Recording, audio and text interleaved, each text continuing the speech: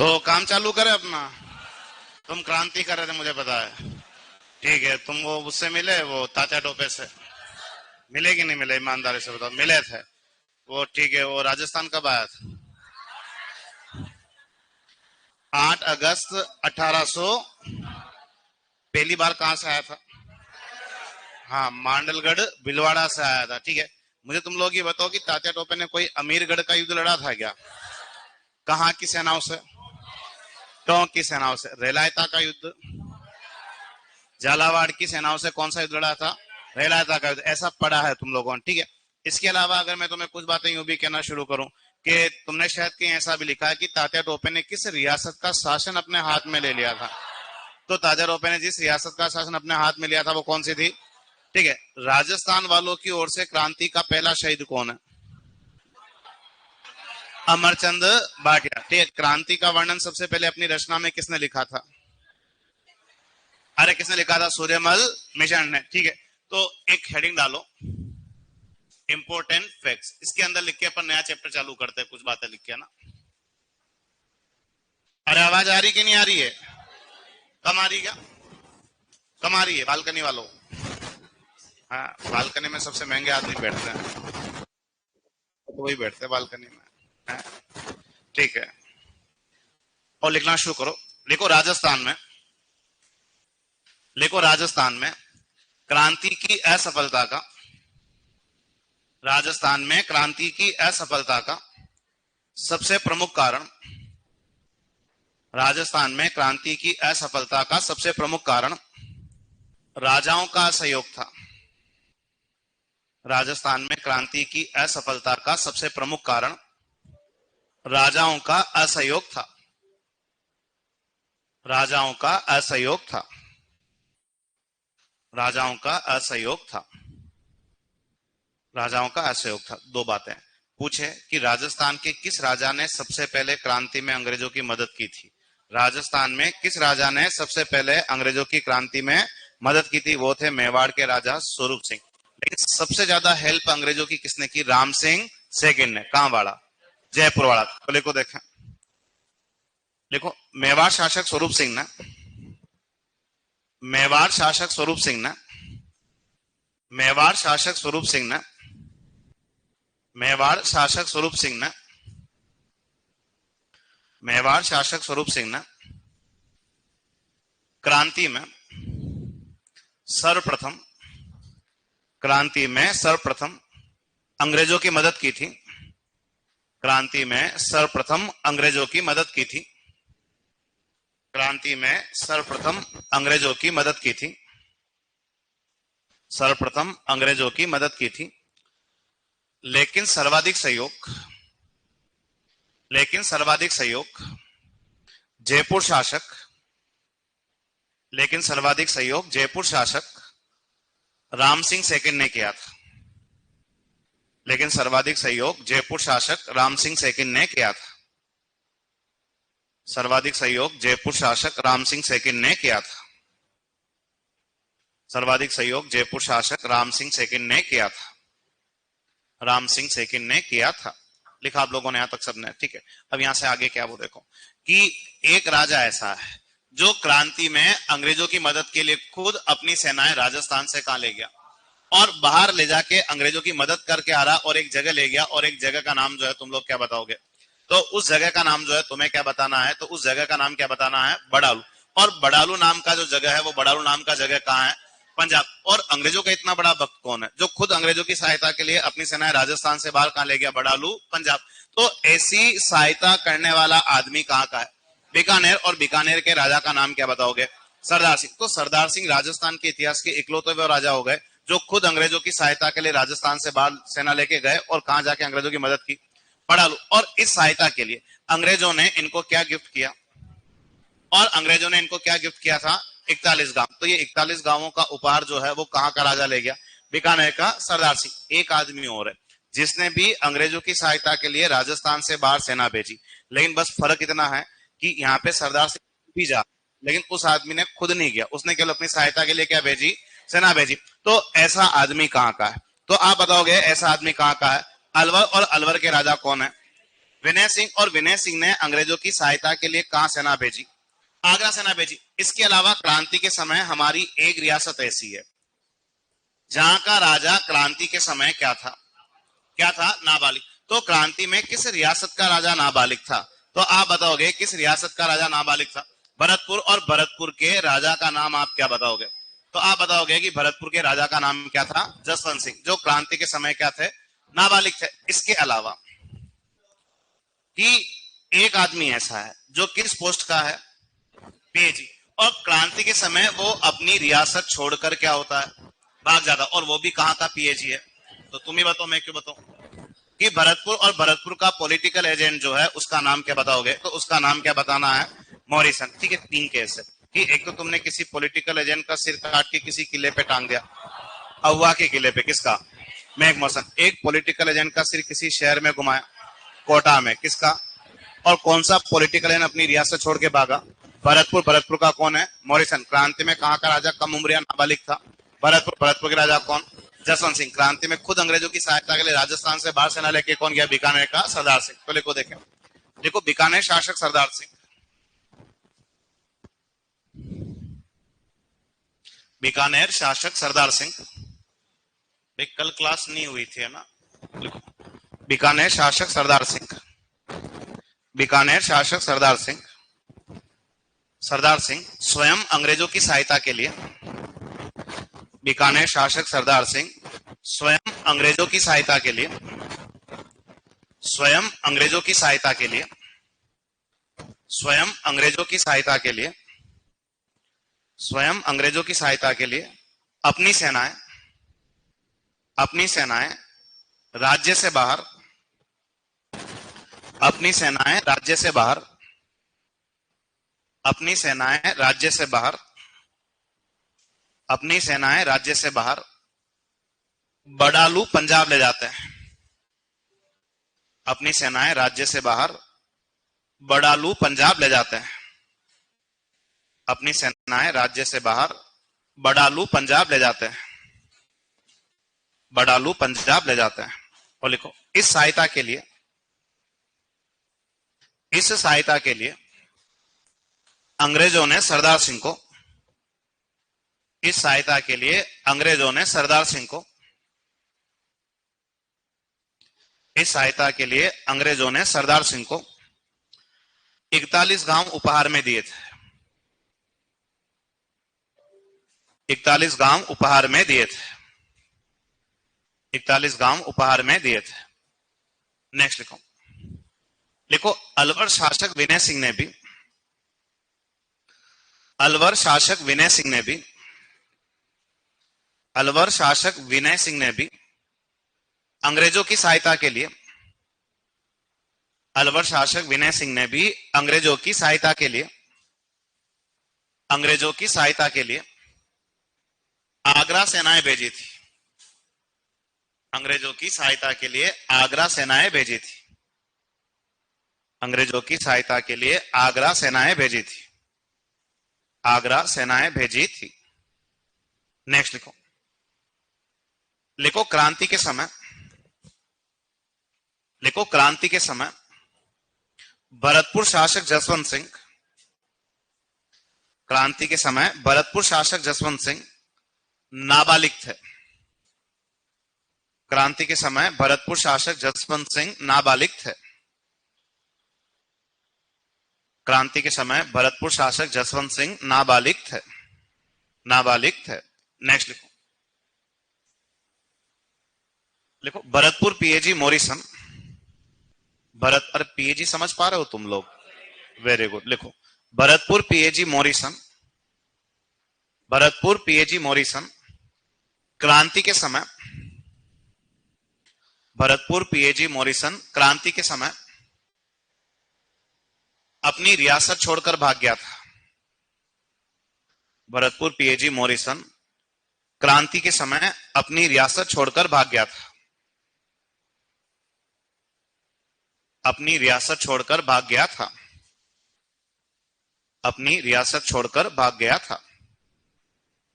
अपनी रियासत छोड़कर भाग गया था। लिखा आप सब लोगों ने यहां तक, ठीक है। अब यहां से आगे क्या वो देखो कि तुमने शायद ऐसा तो डूंगर जी जवाहर जी के नाम तो सुन रखे तुम लोगों ने, शायद पढ़ा भी दिए होंगे, और मैं तुमने शायद लिख दिया होगा, इसलिए अपन रिपीट नहीं करेंगे कि डूंगर जी जवाहर जी ने किसी एक सैनिक छावनी को लूटा है। सबको आता है ना कौन सी सैनिक छावनी को लूटते हैं? नसीराबाद लिख रखा, ठीक है। अब एक दो बातें लास्ट रह जाती है कि एक तो इस क्रांति के इतिहास के ऊपर और क्या लिखी गई है, बुक, और एक बुक का नाम ऐसा है कि एक बुक का नाम जो आप क्या बताओगे, तो एक बुक का नाम क्या बताना है, ए रोल ऑफ राजस्थान, ठीक है। एक बुक का नाम जो है तुम लोग क्या बताओगे, ए रोल ऑफ राजस्थान 1857, बुक का नाम क्या बताओगे, ए रोल ऑफ राजस्थान इन 1857, ठीक है। अब तो क्या है कि ए रोल ऑफ राजस्थान इन 1857 ये अंग्रेजी में बुक है, इसको हिंदी में क्या बोलेंगे, तो इसको अगर मैं हिंदी ट्रांसलेट करूं तो ये हो जाता है कि 1857 में राजस्थान की क्या हो जाता है, क्या हो जाता है, भूमिका। तो इसे ए रोल ऑफ राजस्थान इन 1857 बोलो चाहे 1857 में राजस्थान की भूमिका, बात एक ही है।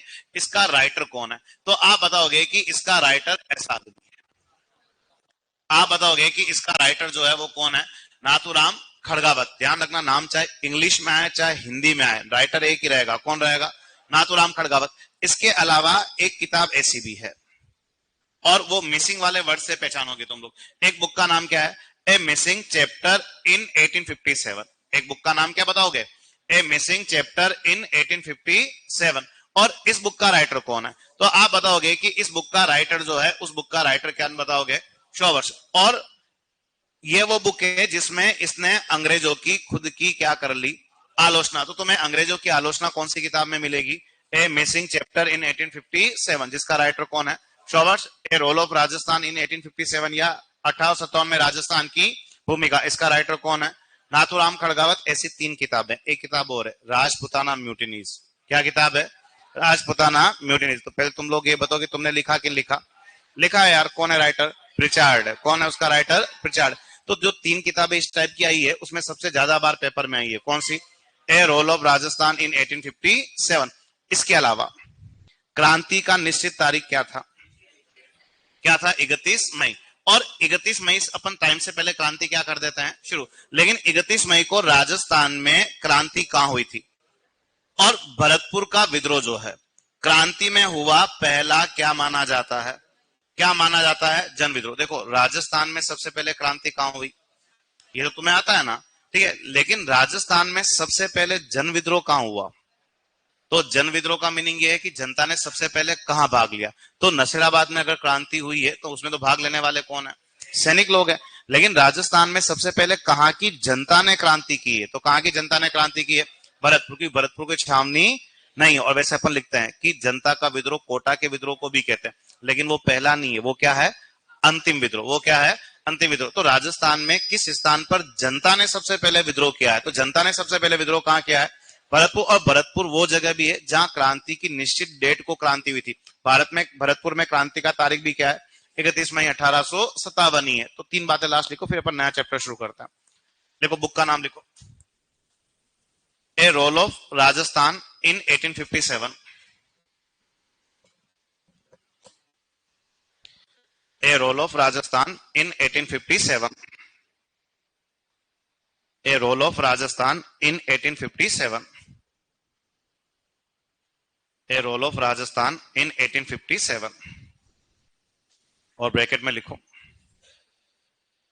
1857 में राजस्थान की भूमिका।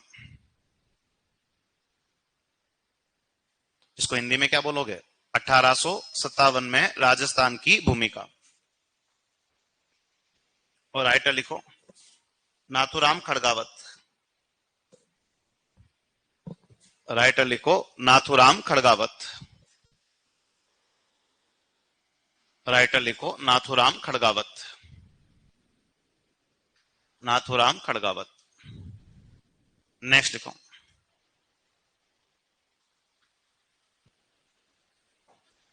देखो ए missing chapter in 1857,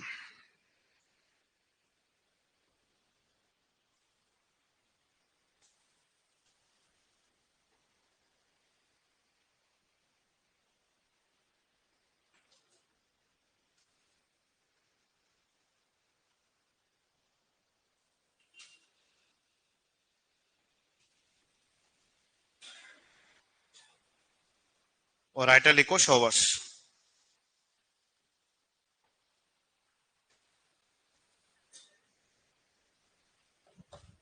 A missing chapter in 1857, writer कौन है? शोवर्स। और इस बुक में अंग्रेजों की क्या की इसने? आलोचना ना। ठीक है, और एक लास्ट लाइन लिख दो क्रांति के इतिहास की। देखो क्रांति में और भी बड़ी बातें हैं, लेकिन अपन ने काम की बातें छाट ली पहले ना। लिखो लिखो लिखो 31 मई को भरतपुर में विद्रोह हुआ था। मतलब ये क्रांति का निश्चित तारीख है तुम्हारा ना। लिखो 31 मई को भरतपुर में विद्रोह हुआ था। 31 मई को भरतपुर में विद्रोह हुआ था। भरतपुर में विद्रोह हुआ था। और राजस्थान में, और राजस्थान में सबसे पहले जन विद्रोह भी, और राजस्थान में सबसे पहले जन विद्रोह, मतलब जनता ने सबसे पहले राजस्थान में क्रांति में कहां भाग लिया था? भरतपुर। देखो राजस्थान में सबसे पहले जन विद्रोह भी भरतपुर में हुआ था।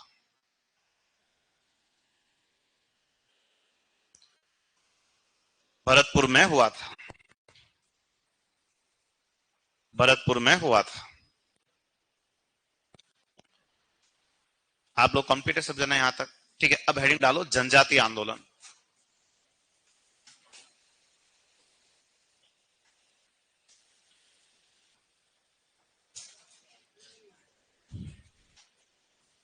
हेडिंग डालो जनजातीय आंदोलन।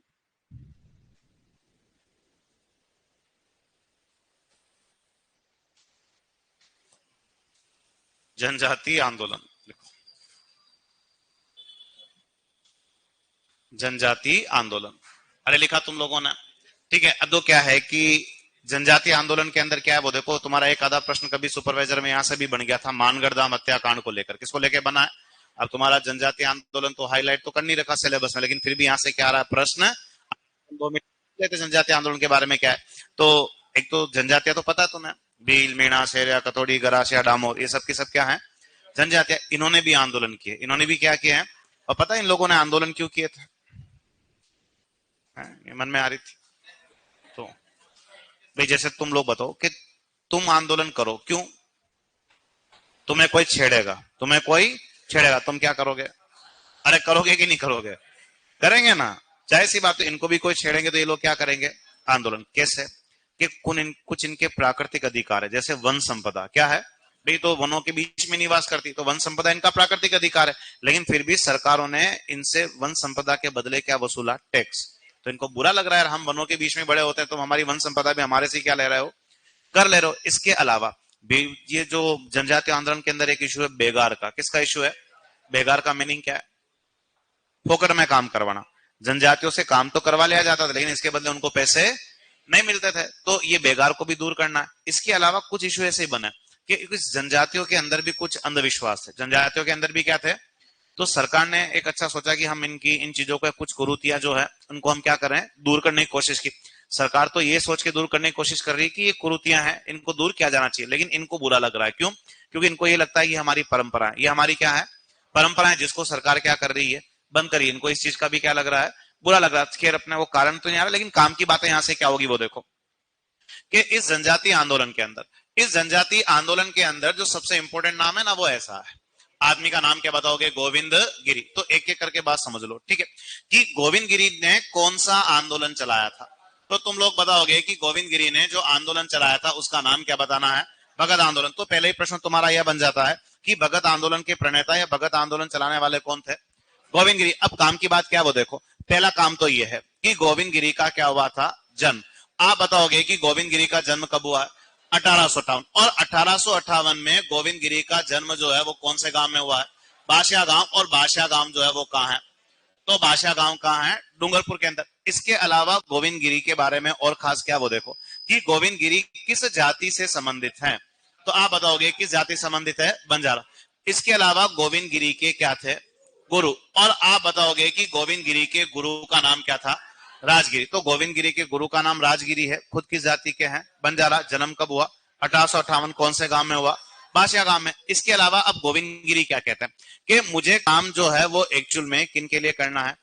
बिलों के लिए। और ये कहते हैं कि मुझे बिलों के अंदर जो है वो क्या फैलानी है? भाई बिलों को सजग करना है उनके अधिकारों के प्रति। तो हमने इनको पूछा कि भाई साहब ये काम आप आपके मन से कर रहे हो कि आपने किसी को कहा। तो देखो, एक तो ये आदमी वैसे ही महान हो गया। कैसे? कि खुद तो किस जाति का है, काम किन के लिए कर रहा है, बिलों के लिए। तो ये कहता है कि देखो, मुझे इस काम के लिए एक आदमी ने कहा है। तो गोविंद गिरी कहता है कि ये काम मैं एक आदमी की प्रेरणा से करना चाह रहा हूं, और जिस आदमी की प्रेरणा से करना चाह रहा हूं उनका नाम क्या है? तो उनका नाम क्या बताओगे? दयानंद सरस्वती। यानी गोविंद गिरी दयानंद सरस्वती की प्रेरणा से कौन सा काम करना चाहते हैं? भीलों में जन जागृति का। इसके लिए कौन सा आंदोलन चला रहे हैं? भगत आंदोलन। बल्कि खुद तो किस जाति के हैं? बंजारा। काम किन के लिए करेंगे? भीलों के लिए। अब इतना बड़ा काम करना है किस आदमी को? अब गोविंद गिरी तो आदमी कितना है? एक ही है। अब काम क्या करना है? इतना बड़ा करना। तो अकेला करने से अकेला कर लेगा क्या? नहीं करेगा। तो इसको ऐसा कोई ना कोई संगठन चाहिए, कोई ना कोई मंच चाहिए जिसके माध्यम से ये काम करेगा। तो गोविंद गिरी क्या कहता है कि मैंने इस काम के लिए एक संगठन बनाया, और वो कहता है कि मैंने इस काम के लिए जो संगठन बनाया था उस संगठन का नाम क्या है? समसभा। और गोविंद गिरी यूं कहता है कि मैंने समसभा की स्थापना कब की थी?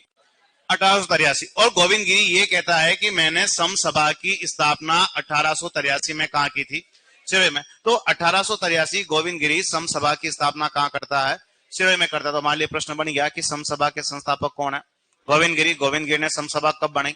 1883। गोविंद गिरी ने समसभा की स्थापना कहां की थी? सिरोही में की थी। अब यहां से हमारे काम की बात आगे क्या, वो देखो कि गोविंद गिरी कहता है कि हम हर किसी आदमी को समसभा में एडमिशन नहीं देते। गोविंद गिरी कहता है कि हम उसी आदमी को समसभा में एडमिशन देते हैं जो हमारे द्वारा बनाए गए क्या मानता है। और गोविंद गिरी क्या कहता है कि हमारे द्वारा बनाए गए कितने नियम? 10 नियम। तो आप बताओगे कि समसभा में प्रवेश के कितने नियम थे? संख्या याद रखनी है। समसभा में प्रवेश के कितने नियम थे? 10 नियम। और जो 10 नियम मान के किसका मेंबर बनता है? समसभा का। जो 10 नियम मान के किसमें एडमिशन लेता है? समसभा में। ऐसा आदमी गोविंद गिरी की नजर में क्या कहलाया? भगत। इसलिए गोविंद गिरी के आंदोलन का नाम ही क्या पड़ा? भगत आंदोलन पड़ा। अब यहां से आगे क्या है कि समसभा कब बन गई? 1883 में। अब आगे जाके समसभा की पहली क्या होगी? बैठक। आगे जाके समसभा की पहली क्या होगी? बैठक। तो आप बताओगे कि समसभा की पहली बैठक कब हुई थी? तो आप बताओगे कि समसभा की पहली बैठक कब होती है? 1903। और इन्होंने जगह डिसाइड की कि समसभा की पहली बैठक जो है वो कहां होगी? कहां होगी? मानगढ़ की पहाड़ियां। पहले इतने सीधे प्रश्न भी आते थे कि मानगढ़ की पहाड़ियां कहां हैं। तो आप बताओगे कि मानगढ़ की पहाड़ियां कहां है? बांसवाड़ा। तो समसभा की पहली बैठक 1903 मानगढ़ की पहाड़ियां कहां हुई है? बांसवाड़ा। ठीक है। अब यहां से काम की बात क्या है वो देखो कि और ये पहली बैठक 1903 में हुई, ऐसा प्रश्न पेपर वाला पूछता भी है। क्यों? क्योंकि तुम देखो कि समसभा बनी कब है? 1800। और पहली बैठक हो कब रही है? 19, यानी 20 साल लेट। कब हो रही है? 20 साल बाद हो रही। इसलिए प्रश्न एग्जाम में बनता है। क्योंकि दिमाग में आता है कि समसभा की पहली बैठक कब हुई, दिमाग में आता है कि 1883 में बन गई तो 1883 में होगी। ऐसा नहीं है। समसभा बनी जरूर 1883 में है, लेकिन इसकी पहली बैठक जो है वो कब होती है? 1903। और कहां होती है? मानगढ़ की पहाड़ियां। और 1903 से ही समसभा के क्या प्रारंभ हुए? के 1903 से ही समसभा के क्या प्रारंभ हुए? नियमित अधिवेशन। क्या प्रारंभ होते हैं? नियमित अधिवेशन का मीनिंग यह है कि साल में एक बैठक होनी है। नियमित अधिवेशन का मीनिंग क्या है? साल में एक बैठक होनी है। कहां पर? मानगढ़ में। ऐसा भी इन लोगों ने कब से डिसाइड किया? 1903। तो 1903 से हर साल इनकी एक बैठक आयोजित हो रही है। कहां पर? मानगढ़ की पहाड़ियों। लेकिन इतिहास में एक काला दिन भी आया, और जिस दिन इतिहास में एक फेमस घटनाक्रम हुआ, और जो फेमस घटनाक्रम हुआ उसका नाम इतिहास में क्या बताओगे? उसका नाम क्या बताओगे? मानगढ़ हत्याकांड, या इसको मानगढ़ धाम हत्याकांड भी कह सकते हो। और ये मानगढ़ धाम हत्याकांड किस तारीख को हुआ? तो आप बताओगे कि मानगढ़ धाम हत्याकांड किस तारीख को हुआ? 17 नवंबर 1913। इतने सीधे प्रश्न आते हैं कि मानगढ़ धाम हत्याकांड का संबंध कौन से आंदोलन से? भगत आंदोलन। अब मानगढ़ में हुआ क्या था उस दिन? तो 17 नवंबर 1913 की तारीख को मानगढ़ के अंदर एक फेमस क्या चल रहा था? अधिवेशन। और बड़ी संख्या में भीड़ लोग इकट्ठा हुए थे। कहां पर? मानगढ़ के अंदर। और जब बड़ी संख्या में भीड़ लोग मानगढ़ में इकट्ठा हुए तो कहते हैं कि जब बड़ी संख्या में भीड़ लोग इकट्ठा हुए तो यहां पे पहुंच गई। कौन पहुंच गई? एमबीसी। ये बात अभी अपन ने की भी थी। पता तुम्हें फुल फॉर्म क्या है? हाँ, कि एमबीसी का फुल फॉर्म जो है वो क्या है? मेवाड़ बील कोर। और तुम्हें अच्छे से पता कब बनी? 1841 में। ठीक है, अपन बात करेंगे अभी। और एमबीसी के साथ एक सेना की टुकड़ी और थी जिसका नाम क्या बताओगे? वेलेजली। इसके साथ एक सेना की टुकड़ी और है जिसका नाम बताओगे आप क्या, तो जिसका नाम क्या बताना है, जाट, और इसके साथ सेना की टुकड़ी एक और मौजूद थी जिसका नाम क्या बताओगे, राजपुताना। ठीक है, तो सेना की 4 टुकड़ियां जिनमें से सबसे ज्यादा सैनिक किसके थे, एमबीसी के। एक क्या है, बेलेज अली, एक क्या है, जाट, और एक क्या है, और ये सारी की सारी फौजें 17 नवंबर 1913 के दिन कहां पहुंच गई, मानगढ़, और बड़ी जोरदार मानगढ़ के अंदर क्या कर दी, फायरिंग कर दी। और देखते ही देखते कुछ मिनटों के अंदर 1537 भील इस घटना में क्या कर दिए, शहीद। और कहते कि कुछ मिनटों के अंदर इन लोगों ने 1500 लाशें बिछा दी, और इतनी बुरी घटना कि इसी घटना को कहा गया राजस्थान के इतिहास में, कि यही घटना राजस्थान के इतिहास में क्या कहलाती है। तो आप बताओगे कि यही घटना राजस्थान के इतिहास में क्या कहलाती है, दूसरा जलियांवाला बाग हत्याकांड। और दूसरा जलियांवाला बाग हत्याकांड जो है वो किस घटना को कहा जाता है, मानगढ़ धाम हत्याकांड, जो किस आंदोलन में हुआ था, भगत आंदोलन में। लेकिन इन सैनिकों ने फायरिंग की और कुछ मिनटों के अंदर कितनी लाशें बिछा दी, 1537 लाशें क्या कर दी, बिछा दी। मतलब कुछ मिनटों के अंदर 1500 लोगों को इन लोगों ने क्या कर दिया, मार दिया। कोई छोटी घटना हुई क्या, नहीं यार, बहुत बड़ी घटना है। और शायद झगड़े की जड़ कौन है, ना तो मैं हूं ना आप हो, शायद झगड़े की जड़ कौन है यार, वो गोविंद गिरी है यार, सीधी सी बात है। तुम सोचो, गोविंद गिरी होता ही नहीं तो बिलों में जन जागृति फैलाता ही नहीं, और बिलों में जन जागृति फैलाता ही नहीं तो बनती ही नहीं क्या, समसभा, और समसभा बनती नहीं तो बैठक होती नहीं, बैठक होती नहीं तो ये लोग इकट्ठा होते नहीं, इकट्ठा होते नहीं तो ये लोग फायरिंग करते नहीं, और फायरिंग करते नहीं तो ये लोग मरते भी नहीं और अपन पढ़ते भी नहीं। तो सारी बातें कौन पैदा कर रहा है, गोविंद गिरी। और सरकार ने इस घटना का दोषी किसको मान लिया, सरकार ने इस घटना का दोषी किसको मान लिया, गोविंद गिरी को। किसको मान लिया, गोविंद गिरी को मान लिया। तो जैसे ही ये घटना होगी उसके बाद किसको गिरफ्तार कर लिया जाएगा, गोविंद गिरी को। जैसे ही ये घटना होगी उसके बाद किसको गिरफ्तार कर लिया जाएगा, गोविंद गिरी को। और गोविंद गिरी को गिरफ्तार करके कहां भेजा जाएगा, जेल। कहां भेजा जाएगा, जेल। तो अब यहाँ पे है क्या, वो देखो कि वो तो जेल तो अभी अपन इसको भेज देंगे, लेकिन मानगढ़ धाम हत्याकांड किस तारीख को हुआ, 17 नवंबर 1913। मतलब सोचने लायक बात यह है, 1903 से बैठ के चालू हुई तो 4 में भी हुई थी, 5 में, 6 में, हर साल बैठक हो रही है। 1913 में ही इतनी जोरदार फायरिंग क्यों की, इससे पहले तो कभी किसी ने फायरिंग नहीं, तो इसके भी कारण है। लेकिन ये बहुत बड़ी बात है, तुम्हारे भी कहीं काम नहीं आने वाला। अपन ये वो वाले टॉपिक पढ़ रहे हैं जहां से एग्जाम में प्रश्न आ भी सकता और नहीं भी आ सकता वाला, ठीक है। लेकिन ये सब पहले से प्री प्लान था कि इस दिन यहाँ पे बड़ी जोरदार क्या होगी, फायरिंग होगी। तो पहला काम तो ये है कि इस दिन फायरिंग होगी। ये योजना एमबीसी के किस अधिकारी ने बनाई थी, तो एक अधिकारी का नाम क्या याद रखोगे, क्या नाम याद रखोगे, कर्नल बेली। और इसके अलावा एक आदमी इस दिन यहाँ पे फायरिंग का क्या देता है, आदेश। और जिस आदमी ने यहाँ फायरिंग का आदेश दिया उस आदमी का नाम क्या है, जेपी स्टोकले। क्या नाम बताओगे कि इस दिन यहाँ पे फायरिंग का आदेश देने वाले अधिकारी का नाम क्या बताना है, जेपी स्टोकले। और इस दिन यहाँ पे इतनी जोरदार फायरिंग होगी, ये योजना एमबीसी के किस अधिकारी ने बनाई थी, कर्नल बेली। ठीक है, यानी हम गोविंद गिरी का कौन सा आंदोलन पढ़ रहे हैं, भगत आंदोलन। खुद तो किस जाति का है, बंजारा जाति का, लेकिन काम किन के लिए कर रहा है, भीलों के लिए। किसकी प्रेरणा से, दयानंद सरस्वती की प्रेरणा से। इसके लिए किसकी स्थापना की, समसभा की। कब की, किधर की, सिरोही। और समसभा में प्रवेश के कितने नियम, 10 नियम। और 10 नियम मानने वाला व्यक्ति क्या कहलाए, भगत। इसलिए आंदोलन का नाम क्या पड़ा, भगत। और समसभा की पहली बैठक कब हुई, 1903। कहां हुई, मानगढ़ की पहाड़ियां। और मानगढ़ धाम हत्याकांड कब हुआ, 17 नवंबर 1913 को हुआ। तो पहले कुछ लिखो, देखें, हेडिंग डालो, गोविंद गिरी व भगत आंदोलन।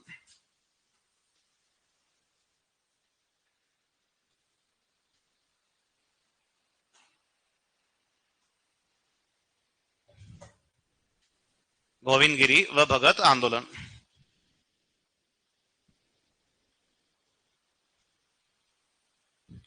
लिखो, लिखो, गोविंद गिरी का जन्म 1858। गोविंद गिरी का जन्म 1858, बासिया गांव डूंगरपुर। गोविंद गिरी का जन्म 1858, बासिया गांव डूंगरपुर। 1858, बासिया गांव डूंगरपुर, डूंगरपुर। नेक्स्ट लिखो, लिखो, जाति बंजारा, जाति बंजारा, जाति बंजारा। नेक्स्ट लिखो, गुरु लिखो, राजगिरी, गोविंद गिरी के गुरु का नाम लिखो राजगिरी। गोविंद गिरी के गुरु का नाम लिखो राजगिरी। ठीक है।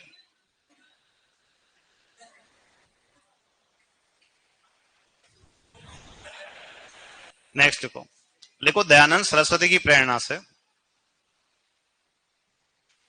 दयानंद सरस्वती की प्रेरणा से गोविंद गिरी, दयानंद सरस्वती की प्रेरणा से गोविंद गिरी, गोविंद गिरी भीलों में, दयानंद सरस्वती की प्रेरणा से गोविंद गिरी भीलों में जन जागृति फैलाने का कार्य करते हैं। दयानंद सरस्वती की प्रेरणा से गोविंद गिरी भीलों में जन जागृति फैलाने का कार्य करते हैं। भीलों में जन जागृति फैलाने का कार्य करते हैं। नेक्स्ट लिखो, लिखो 1883 ईस्वी, 1883 ईस्वी, 1883 ईस्वी गोविंद गिरी ने, 1883 ईस्वी गोविंद गिरी ने संप सभा की स्थापना, 1883 ईस्वी गोविंद गिरी ने संप सभा की स्थापना सिरोही में की थी। 1883 ईस्वी गोविंद गिरी ने संप सभा की स्थापना सिरोही में की थी। गोविंद गिरी ने संप सभा की स्थापना कहां की थी? सिरोही में। नेक्स्ट लिखो, लिखो सम सभा में प्रवेश के लिए, नेक्स्ट लिखो सम सभा में प्रवेश के लिए 10 नियम बनाए गए थे। सम सभा में प्रवेश के लिए 10 नियम बनाए गए थे। सम सभा में प्रवेश के लिए 10 नियम बनाए गए थे, जिसको मानने वाला व्यक्ति भगत कहलाया। सम सभा में प्रवेश के लिए 10 नियम बनाए गए थे, जिसको मानने वाला व्यक्ति भगत कहलाया, जिसको मानने वाला व्यक्ति भगत कहलाया, जिसको मानने वाला व्यक्ति भगत कहलाया। नेक्स्ट लिखो, लिखो 1903 में,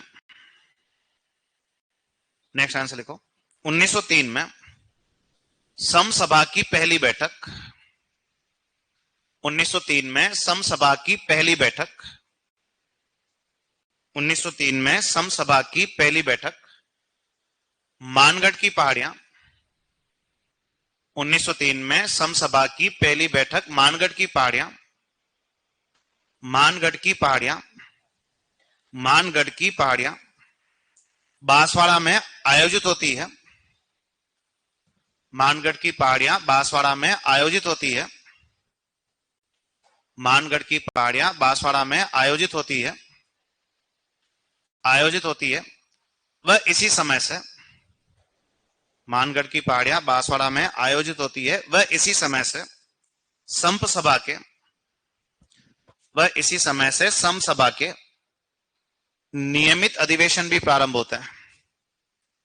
इसी समय से सम सभा के नियमित अधिवेशन भी प्रारंभ होते हैं। सम सभा के नियमित अधिवेशन भी प्रारंभ होते हैं।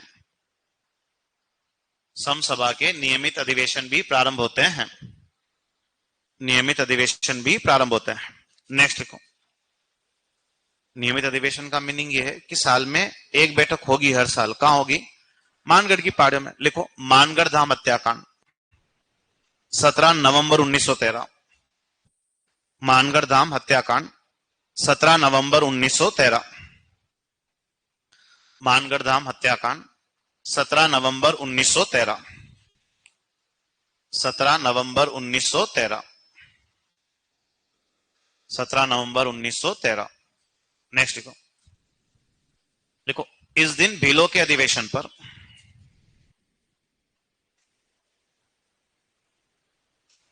देखो इस दिन भीलों के अधिवेशन पर एमबीसी, इस दिन भीलों के अधिवेशन पर एमबीसी वेलेजली रेजिमेंट, 4 टुकड़ियों के नाम है ना, लिखो इस दिन भीलों के अधिवेशन पर MBC Wellesley regiment, Jat regiment, regiment मतलब सेना की टुकड़ी, वेलेजली रेजिमेंट, जाट रेजिमेंट व राजपुताना रेजिमेंट। देखो MBC Wellesley regiment, Jat regiment वह राजपुताना रेजिमेंट के सैनिकों ने वह राजपुताना रेजिमेंट के सैनिकों ने फायरिंग की थी फायरिंग की थी फायरिंग की थी फायरिंग की थी वह इस फायरिंग में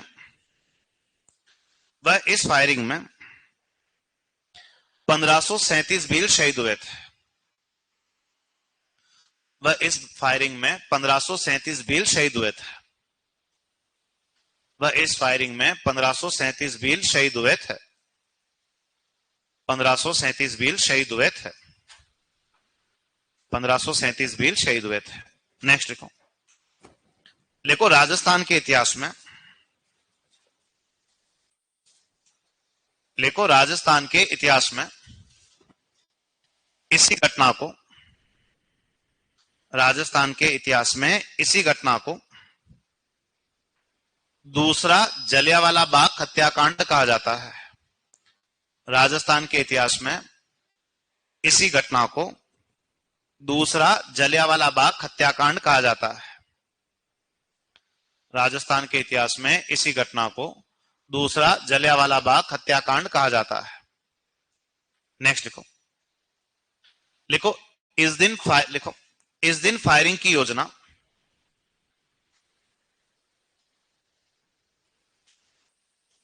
लिखो इस दिन फायरिंग की योजना एमबीसी के अधिकारी इस दिन फायरिंग की योजना एमबीसी के अधिकारी कर्नल बेली ने बनाई थी। फायरिंग की योजना एमबीसी के अधिकारी कर्नल बेली ने बनाई थी। कर्नल बेली ने बनाई थी।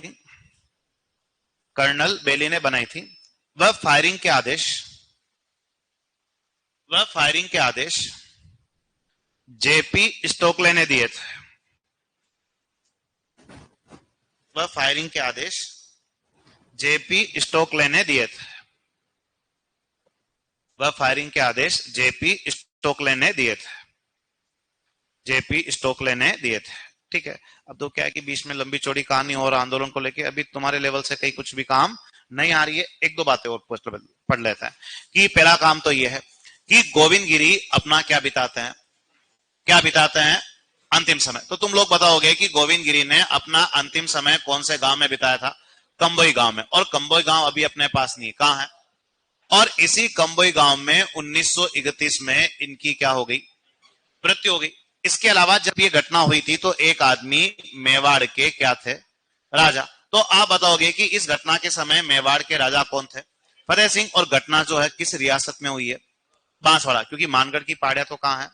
बांसवाड़ा में। तो इस समय बांसवाड़ा के राजा कौन थे? तो आप बताओगे कि इस समय बांसवाड़ा के राजा जो है वो कौन है? पृथ्वी सिंह। लेकिन कौन से नंबर? Second number. इसके अलावा एक संप सभा का क्या बनाया गया? देखो एक वर्ड है संप। क्या वर्ड है? संप का मीनिंग समझते हो? एकता। संप का मीनिंग क्या होता है? एकता या बंधुत्व या भाईचारा। ठीक है। और सम सभा का प्रतीक जो है वो क्या बनाया गया? तो आप बताओगे कौन से कलर का झंडा? सफेद कलर का झंडा जो है वो सम सभा का क्या बना? प्रतीक बना। और ये आंदोलन कैसे आगे बढ़ा? तो जगह जगह सम सभा के क्या खोले गए? केंद्र। जगह जगह सम सभा के क्या खोले गए? केंद्र। केंद्र का मीनिंग सम सभा के ऑफिस। और सम सभा के ऑफिस किस नाम से पुकारे जाएंगे? तो सम सभा के ऑफिस को क्या बोलोगे तुम लोग? धूनी। तो सम सभा की पहली धूनी कहां स्थापित की गई? तो आप बताओगे कि सम सभा की पहली धूनी जो है वो कौन से गांव में स्थापित की गई? बेरसा गांव। और ये बेरसा नाम का जो जगह है वो कहां है? तो बेरसा गांव का जगह जो है वो कहां है? डूंगरपुर। तो गोविंद गिरी अपना अंतिम समय कहां बिता रहा है? कंबोई गांव, गुजरात। और यही 1931 में उनकी क्या हो गई? मृत्यु। इस घटना के समय मेवाड़ का राजा कौन है? फतेह सिंह। बांसवाड़ा का राजा कौन था? पृथ्वी सिंह सेकंड। सम सभा का प्रतीक क्या था? सफेद कलर का झंडा। और सम सभा का पहला केंद्र या धूनी कौन से गांव में? और यहाँ पे भी ध्यान रखना, बासिया गांव इनका जन्म स्थान है। बासिया गांव क्या है? जन्म स्थान। और सम सभा का पहला केंद्र कहां है? बेरसा में। और इसके अलावा इस आंदोलन में गोविंद गिरी के दो बड़े क्या थे? सहयोगी। तो एक सहयोगी का नाम ऐसा है, क्या नाम बताओगे? पुंजाधीर जी। और इस आंदोलन में इनका एक और सहयोगी जो है उसका नाम क्या बताओगे? तो उसका नाम क्या बताओगे? सुरजी भगत। तो दोनों बातें लिख दो। देखें, लिखो गोविंद गिरी अपना अंतिम समय गोविंद गिरी अपना अंतिम समय कंबोई गांव गुजरात में बिताते हैं। गोविंद गिरी अपना अंतिम समय कंबोई गांव गुजरात में बिताते हैं। कंबोई गांव गुजरात में बिताते हैं और यहीं 1931 में इनकी मृत्यु हो जाती है। और यहीं 1931 में इनकी मृत्यु हो जाती है। और यहीं 1931 में इनकी मृत्यु हो जाती है। और यहीं 1931 में इनकी मृत्यु हो जाती है। 1931 में इनकी मृत्यु हो जाती है। नेक्स्ट देखो, देखो इस घटना के समय, देखो इस घटना के समय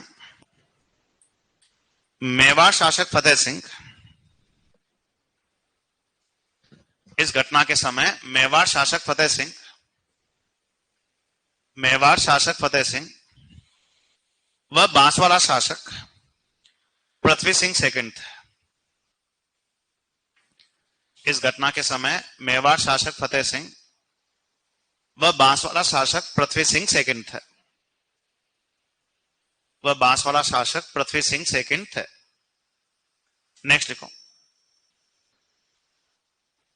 देखो समसभा का प्रतीक, समसभा का प्रतीक सफेद कलर का झंडा, समसभा का प्रतीक सफेद कलर का झंडा,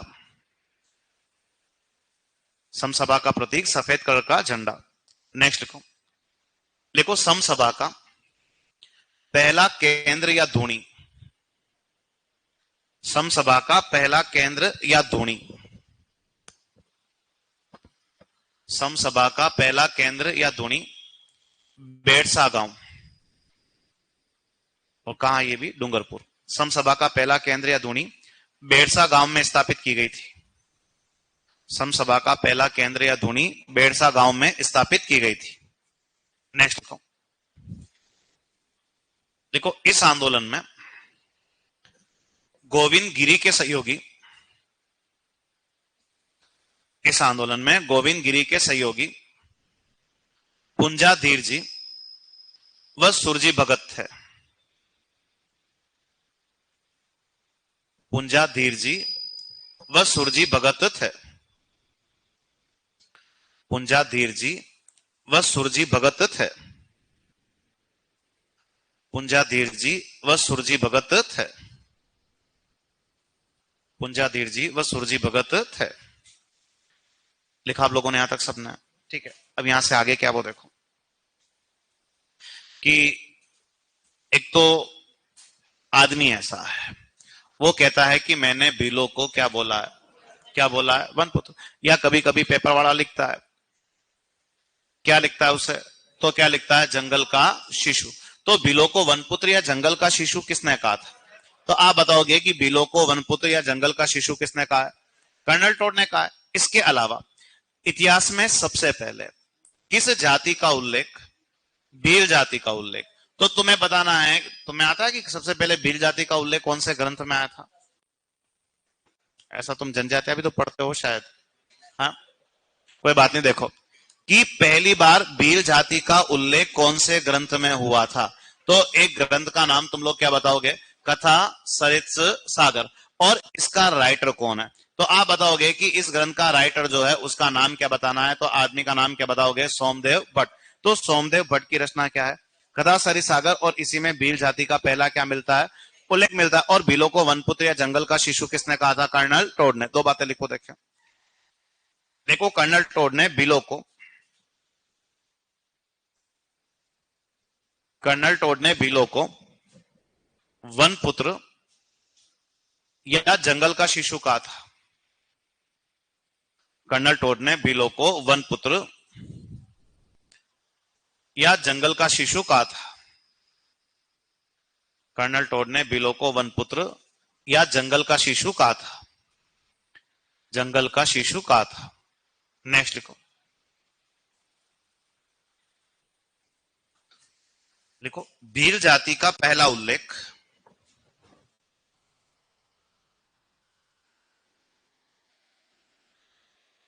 भील जाति का पहला उल्लेख, भील जाति का पहला उल्लेख सोमदेव भट्ट की रचना, भील जाति का पहला उल्लेख सोमदेव भट्ट की रचना, सोमदेव भट्ट की रचना कथा सरित सागर में मिलता है। सोमदेव भट्ट की रचना कथा सरित सागर में मिलता है। सोमदेव भट्ट की रचना कथा सरित सागर में मिलता है। सोमदेव भट्ट की रचना कथा सरित सागर में मिलता है। कथा सरित सागर में मिलता है। लिखा आप लोगों ने यहां तक सबने, ठीक है। अब यहां से आगे क्या है कि अपन एक नए आंदोलन के बारे में और बात करते हैं, और वो आंदोलन जो है वो क्या है, एक के आंदोलन, या इसी एक के आंदोलन को क्या पढ़ते हैं, क्या कहते हैं, भौमट भील आंदोलन। तो हेडिंग डालो तुम लोग, एक ही आंदोलन या भौमट भील आंदोलन।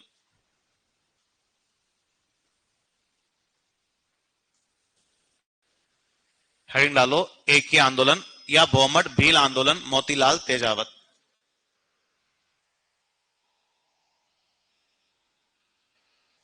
एक ही आंदोलन या भौमट भील आंदोलन, और इसे चलाने वाला आदमी कौन है, मोतीलाल तेजावत।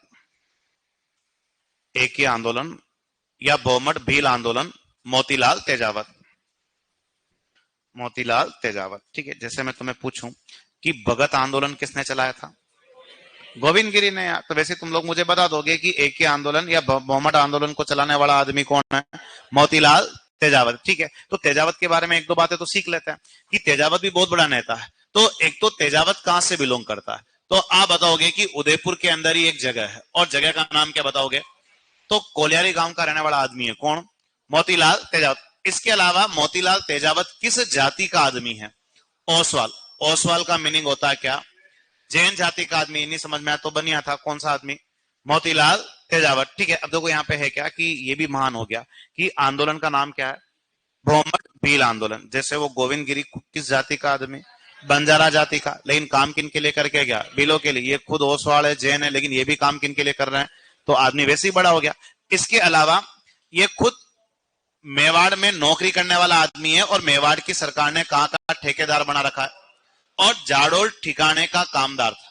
और जाडोल ठिकाने का कामदार जो है वो कौन सा आदमी है, मोतीलाल तेजावत। और तेजावत के कुछ क्या है, क्या है, उपनाम। तो तेजावत का एक उपनाम तो ऐसा है, क्या है, बाबूजी। इसके अलावा तेजावत का एक उपनाम जो है वो क्या है, गांधी दूत। इसके अलावा तेजावत का एक उपनाम जो है वो क्या है, तो वो क्या बताओगे, आदिवासियों का मसीहा। तो बाबूजी, गांधी दूत और आदिवासियों का मसीहा, ये सारे के सारे उपनाम किस आदमी के हैं, मोतीलाल तेजावत के। कहां से बिलोंग करते हैं, कोलियारी गांव। किस जाति का आदमी है, ओसवाल जाति का। किस ठिकाने का कामदार है, जाडोल ठिकाने का। अब तेजावत भीलों के लिए कौन सा आंदोलन चला रहा है, एक के आंदोलन या भौमट भील आंदोलन। इसका इतिहास में क्या है, कारण है। तो इसका सबसे बड़ा इश्यू जो है वो क्या है, बेगार प्रथा, ठीक है। बिलों में बेगार व्याप्त है, लोग इनसे काम करवाते थे लेकिन इसके बदले इनको पैसे नहीं देते थे। और बेगार को तुम एक शब्द में सिंपल सा क्या बोलोगे, निःशुल्क श्रम। और इसके अलावा बिलों से कुछ विभिन्न प्रकार के क्या वसूलते थे, टैक्स। तो बेगार प्रथा सबसे बड़ा रीजन है कौन से आंदोलन का, एक ही आंदोलन या भौमट भील आंदोलन का। अब तेजावत क्या कहता है कि तेजावत ये कहता है कि मैंने अपने आंदोलन की शुरुआत कब की थी, और तेजावत कहता है कि मैंने अपने आंदोलन की शुरुआत 1921 किस तिथि को की थी, वैशाख पूर्णिमा। और तेजावत कहता है कि मैंने अपने आंदोलन की शुरुआत जो है वैशाख पूर्णिमा के दिन कहां से की थी, मातृकुंडिया से की थी। यानी इस आंदोलन का एग्जाम में आने लायक सबसे इंपॉर्टेंट प्रश्न है कि तेजावत भौमट भील आंदोलन या एक के आंदोलन का प्रारंभ कहां से करता है, मातृकुंडिया से। कौन सी ईयर में आंदोलन शुरू हुआ, 1921, और किस विशेष तिथि को, वैशाख पूर्णिमा। और तुम सब जने जानते हो कि मातृकुंडिया बड़ी फेमस जगह है। कहां है मातृकुंडिया, चित्तौड़ में। मातृकुंडिया कहां है, चित्तौड़। और चित्तौड़ की रासमी तहसील में। कौन सी तहसील में है, तो चित्तौड़ की रासमी तहसील के अंदर जो है वो क्या है, मातृकुंडिया। और इसी मातृकुंडिया से भौमट भील आंदोलन या एक ही आंदोलन की शुरुआत कौन कर रहा है, मोतीलाल तेजावत कर रहा है। अब यहाँ पे काम की बात क्या, वो देखो कि तेजावत मातृकुंडिया में, तेजावत मातृकुंडिया में किनको इकट्ठा करता है, और तेजावत ने मात्र कुंडिया में बीलो के पक्ष में कुछ क्या लिखी, मांगे लिखी। और तेजावत ने बीलो के पक्ष में कितनी मांगे लिखी थी, तो आप बताओगे कितनी मांगे लिखी थी, 21 मांगे। जैसे वो तुम पढ़ रहे थे कि समसभा में एडमिशन के कितने नियम थे, 10 नियम, तो वैसे ही तेजावत ने मात्र कुंडिया में बीलो के लिए कितनी मांगे लिखी। इस आंदोलन का दूसरा इंपॉर्टेंट प्रश्न है कि इन्हीं 21 मांगों को इतिहास में, इन्हीं 21 मांगों को इतिहास में क्या बोला गया, तो इन्हीं 21 मांगों को इतिहास में क्या बोला गया, मेवाड़ की पुकार। तो तुम्हारा प्रश्न बन गया कि ये मेवाड़ की पुकार क्या बीमारी है। 21 मांगे कौन लिखता है, मोतीलाल तेजावत लिखता है। किन के लिए लिखता है, बीलो के लिए। कहां लिखता है, मात्र कुंडिया में। कौन से आंदोलन में लिखता है, एक आंदोलन या बहुमत भील आंदोलन, जिसका सबसे बड़ा कारण क्या था, बेगा। और आंदोलन कहां से शुरू हुआ था, मात्र कुंडिया से। और जो तेजावत ने बीलो के लिए 21 मांगे लिखी, ये 21 मांगे मेवाड़ के महाराणा, और मेवाड़ के महाराणा किनको भेज दी, फतेह सिंह। और फतेह सिंह जी भी 21 में से कितनी बातें मानते हैं, 18 बातें तो मान लेते, लेकिन कितनी बातें नहीं मानी, 3। वो 3 बातें कौन सी, वो अपन कल आते ही पढ़ेंगे। लेकिन अब तेजावत जो है बीलो के लिए कौन सा आंदोलन चला रहा है, एक के आंदोलन या बहुमत भील आंदोलन। खुद तो किस जाति का है, इसके बारे में ये बातें अपन कल लिखेंगे आराम से, कि खुद तो ओसवाल जाति का है, लेकिन काम किन के लिए कर रहा है, भीलों के लिए। और इस आंदोलन का सबसे बड़ा रीजन क्या है, बेगार और विभिन्न प्रकार के कर। और आंदोलन कब स्टार्ट करोगे, 1921 की स्थिति को, वैशाख पूर्णिमा। कहां से, मात्र कुंडिया। मात्र कुंडिया कहां है, चित्तौड़। चित्तौड़ में भी कहां है, रास में। और मात्र कुंडिया में भीलों के लिए कितनी मांगे, 21 मांगे। यही 21 मांगे क्या कहलाती है, मेवाड़ की पुकार किसको भेजी, फतेह सिंह, जो 21 में से कितनी बातें मानता है, 18। तो लिखना शुरू करो, देखें।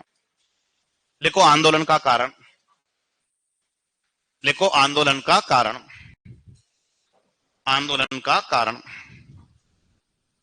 लिखो। एक तो बेगार प्रथा व विभिन्न प्रकार के कर,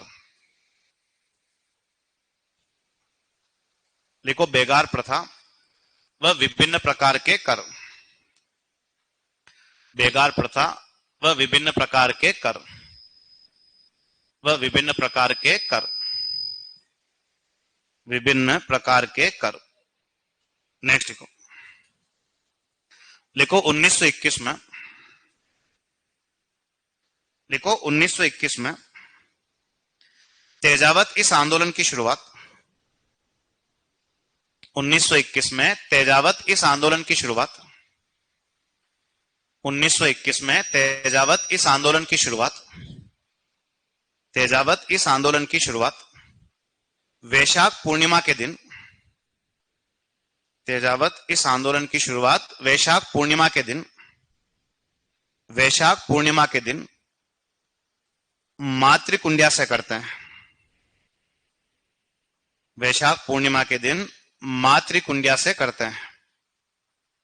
वैशाख पूर्णिमा के दिन कहां से करते हैं, मातृकुंडिया से करते हैं। और मातृकुंडिया कहां है, चित्तौड़ में। और चित्तौड़ में भी कौन सी तहसील, रासमी तहसील। और पता मातृकुंडिया बड़ी फेमस जगह है, क्यों, हाँ, राजस्थान का हरिद्वार जैसी संज्ञा देते हैं किसको, मातृकुंडिया को। क्यों, हाँ, अस्थिया विसर्जित करते हैं। क्यों करते हैं अस्थिया विसर्जित यहाँ पे, हाँ, आत्मा की शांति के लिए है।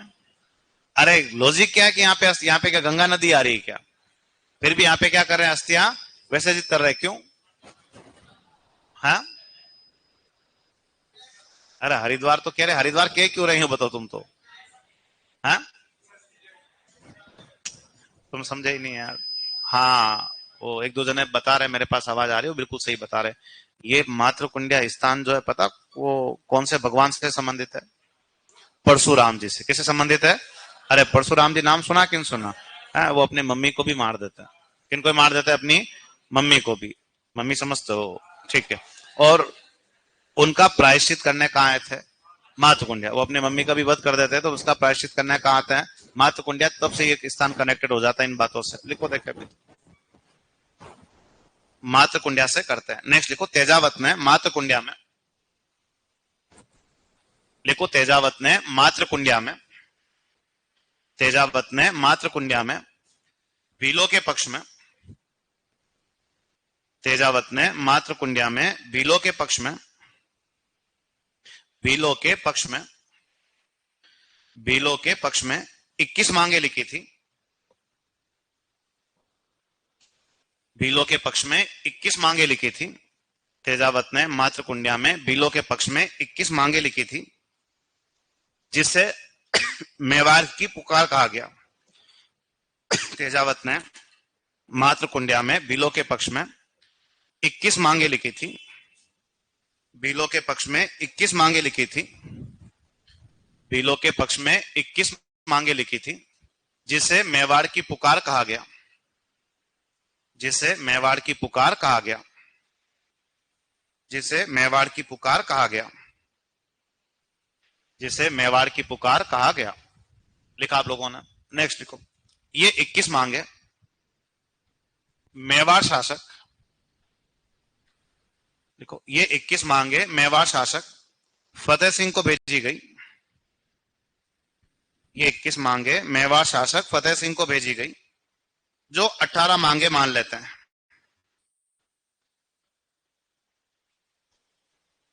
ये 21 मांगे मेवाड़ शासक फतेह सिंह को भेजी गई, जो 18 मांगे मान लेते हैं। मेवाड़ शासक फतेह सिंह को भेजी गई, जो कितनी बातें मान लेते हैं? 18। अपनी बात तो अपन यही रोक लेते हैं। वो तेजावत के बारे में जो बातें हैं ना, वो कल आते ही लिख देंगे, और कुछ बातें आंदोलन की हो रही है वो कल पूरी करेंगे।